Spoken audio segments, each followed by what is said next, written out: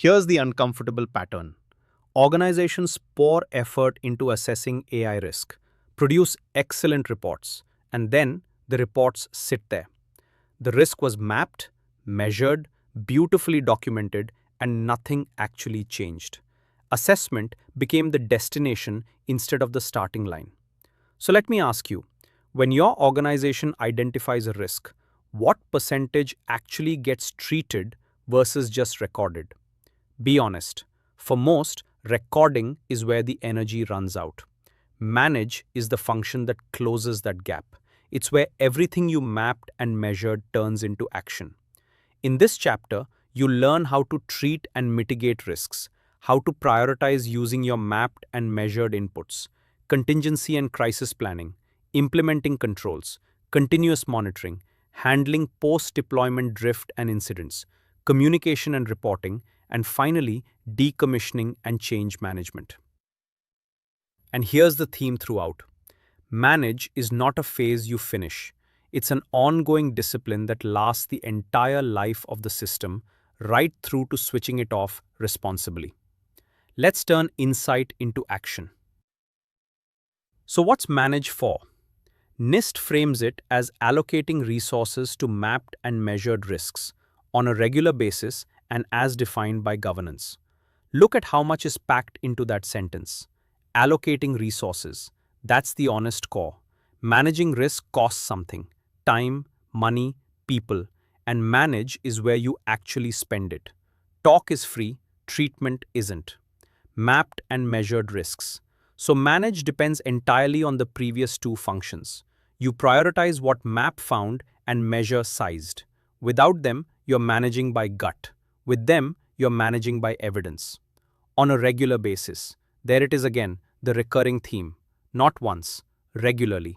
Manage is a continuous activity because risks change, systems drift, contexts shift. And as defined by governance, manage doesn't set its own rules. Govern decides the appetite, the thresholds, the authority. Manage operates within that. See how the functions interlock. Govern sets the boundaries, map finds the risks, measure sizes them, manage acts within govern's boundaries on map and measures findings. So the purpose of manage is simple to state and hard to do.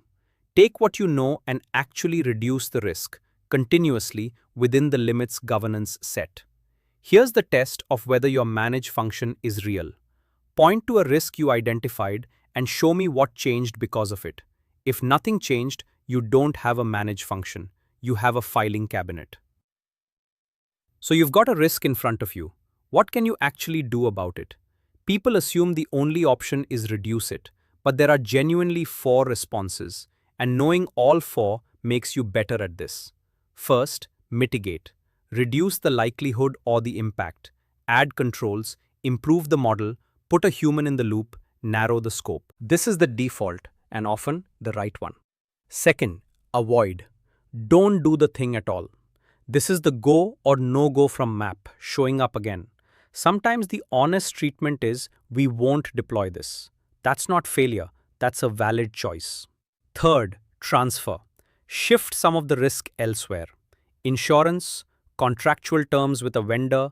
Though be careful, you can transfer financial liability, but you can rarely transfer reputational harm or the moral responsibility for hurting someone. Fourth, accept. Decide the risk is tolerable and consciously live with it. And the key word is consciously. Accepting a risk with eyes open, documented by someone with authority is legitimate. Ignoring a risk and calling it acceptance is not. Here's the distinction that matters. Accepted risk is a decision. Ignored risk is an accident waiting to be explained to a regulator. So for every significant risk, the discipline is to consciously choose which of the 4 and record who chose it, not drift into acceptance by neglect. So here's a reality you can't escape. You will never have the resources to treat every risk. Never. So prioritization isn't optional, it's the whole game. And doing it well is what separates a functioning program from a drowning one. And here's where map and measure finally pay off directly. They give you what you need to prioritize honestly. Map told you which risks exist and who they affect. Measure told you how likely and how severe. Now you combine those to rank. But let me push you past the naive version, which is just impact times likelihood. Highest number wins. That misses things we've already established matter. Reversibility, remember. A rare but permanent harm should often outrank a frequent but correctable one, even if the raw score is lower. And scale. A model making 1,000 decisions a day amplifies any flaw 1,000-fold. So a richer prioritization asks, how bad, how likely, how many people, can we undo it, and how hard is it to fix? That last one matters practically because a cheap fix for a moderate risk might beat an expensive fix for a slightly larger one. You're optimizing risk reduced per unit of effort. Here's the honest bit. Prioritizing means consciously deciding some risks won't be treated yet. That feels uncomfortable, but it's better than the alternative, which is treating everything a little and nothing properly. So rank ruthlessly, treat the top honestly, and document what you deferred and why.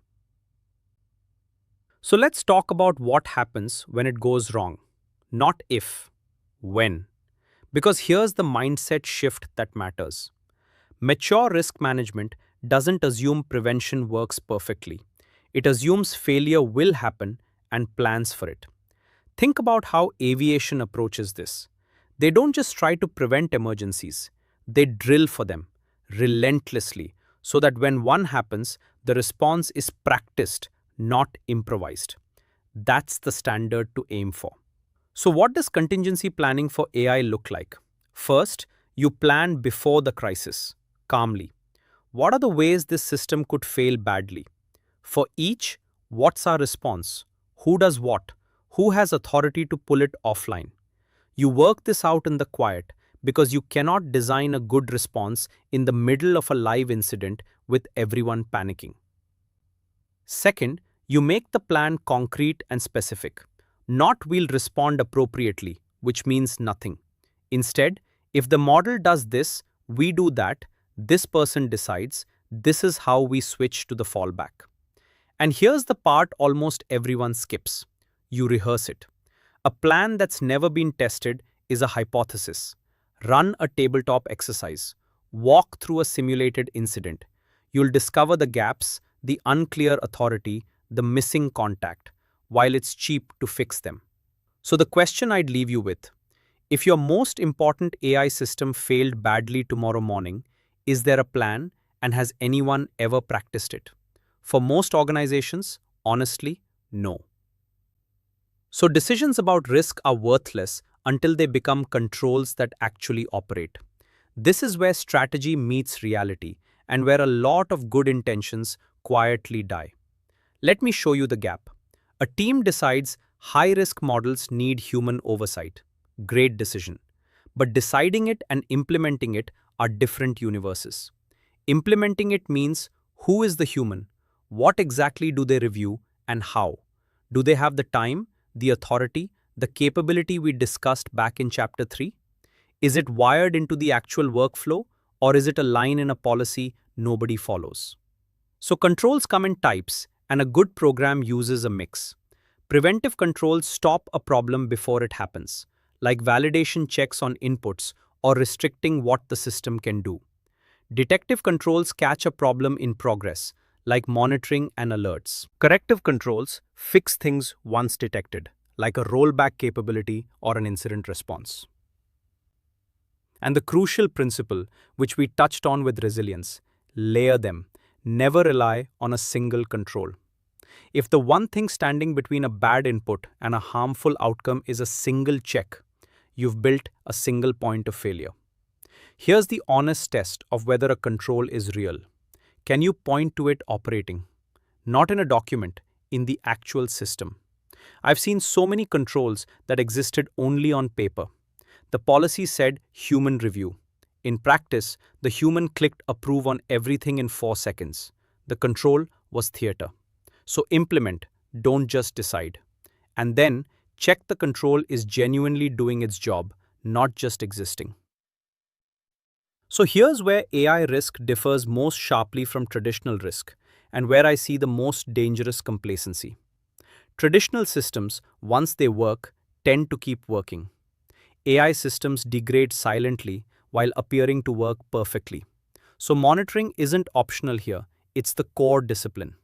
Let me remind you why AI drifts, because it's not obvious. The world changes, the data changes, customer behavior shifts, a competitor moves, a season turns, and the patterns the model learned slowly stop matching reality. The model doesn't crash, it doesn't error, it just gets quietly, confidently worse. That's the nightmare. Confident degradation with no alarm. So, what do you monitor? We covered the layers back in chapter 6 and they apply directly here. Watch the inputs. Is the data still shaped like what you trained on? Input drift is your earliest signal. Watch the outputs. Has the distribution shifted? Watch the outcomes. Are real world results still good even though they lag? And watch the humans. Override rates and complaints because your operators sense trouble before your dashboards do. And the key word is continuous, not an annual review, ongoing, automated where possible, with alerts that fire when something crosses a threshold, the tolerance thresholds governance set. Here's the failure I've seen too often: a model deployed, working, and then nobody watching.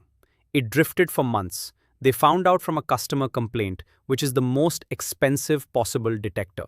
So the question, for each production model, what's watching it right now, and what would tell you if it started to drift tomorrow? So let's get specific about the two things that will actually happen to your deployed models. Drift, the slow problem, and incidence, the sudden one. They need different responses. Drift first. This is the gradual decay we've been circling, and the key to handling drift is that your monitoring has to catch it before your customers do. When monitoring flags drift, you need a defined response. Investigate why. Is it the data, the world, an upstream change? Then decide, retrain, adjust, or in serious cases, pull the model. And notice, retraining isn't a magic fix. It can introduce new problems, so a retrained model goes back through validation. You don't just swap it in and hope. Incidents are different, sudden, acute. The model does something clearly wrong and possibly harmful right now. Here, speed matters, so you need an incident response process specific to AI. Contain first, limit the harm, maybe take the system offline, then investigate what happened and why, then remediate, then, crucially, learn, feed it back so it doesn't recur. And here's an AI-specific wrinkle for incidents. Investigating an AI failure is genuinely hard because the cause is distributed across data and parameters, not sitting in a line of code. So your logging and traceability, built earlier, are what make investigation possible at all. Without them, you're guessing. So the discipline, a defined path for slow drift, a defined path for fast incidents, and the evidence trail that lets you actually diagnose both. So let's talk about getting information to the right people, because a risk that's known to the wrong person or known too late might as well be unknown. Here's the core challenge, and it's one we flagged way back. Different audiences need genuinely different things. Your board needs the strategic picture, the worst cases, the things that could threaten the organization in language they can act on. Your operational teams need the detail, the specific metrics, the live alerts. Your regulators need evidence of process and compliance. Your affected customers need clear, honest explanations of decisions that touch them. Same underlying reality, four completely different reports. And getting that translation right is a real skill. Now here's the failure mode I warned about earlier, and it's worth repeating because it's so common. Information travels up the organization, and the caveats fall off along the way. The nuanced measurement, with all its honest uncertainty, becomes a green light on a board slide. And then, a decision gets made on a number stripped of everything that qualified it. So good reporting keeps the caveat welded to the number, even as it simplifies. You can be brief for a board, without being falsely reassuring. Worst case, here's what we don't know, here's what we're watching. That's a better board report than everything is green. And reporting has to be timely. A perfect report that arrives after the decision is useless. So the question, does the right information reach the right person while they can still act on it? Or does it arrive polished and too late? So let's cover the part almost nobody plans for, ending a system and changing it. Because these are risk activities too, and they're where organizations get caught off guard. Decommissioning first. Turning a system off sounds trivial. It isn't. Think about what depends on it. Remember the dependency mapping from MAP. If you switch off a model, what downstream processes break? What happens to the data it held? And here's the one that bites hardest. Has the human capability to do the job the old way atrophied while the model ran? If so, you can't just switch it off. There's nothing to switch back to. You have to rebuild the fallback first. So responsible decommissioning is planned. What replaces it, how you transition, what you do with the data and the audit trail, how you avoid a gap. Then change management, which is the ongoing version of the same care. Every time you change an AI system, retrain it, update it, repurpose it, you're potentially changing its risk profile. And here's the trap. A change that looks small technically can be huge in risk terms. Remember the model move from internal IT support to customer facing? Nothing technical changed. The risk transformed completely. So the rule, changes to AI systems, including changes of context and use, trigger reassessment. Not a full rebuild every time, but a conscious check. Does this change what could go wrong? So the question, when your systems change or retire, does anyone reassess the risk? Or does change just happen and risk quietly moves with it unwatched? So let's gather up the manage function. First, the assessment trap is the enemy. Identifying a risk changes nothing. A documented risk is still a live risk. The test of a real manage function, point to a risk and show me what changed because of it. Second, you have 4 treatment options, not one. Mitigate, avoid, transfer, accept. An accepted risk is a conscious decision by someone with authority, not risk ignored by neglect. Third, prioritize ruthlessly using map and measure, and weight reversibility and scale, not just impact times likelihood. Fourth, plan and rehearse for failure before it happens. An untested plan is just a hypothesis. Fifth, monitor continuously because AI degrades silently while looking fine. Know what's watching each model right now. And sixth, ending and changing systems are risk activities too.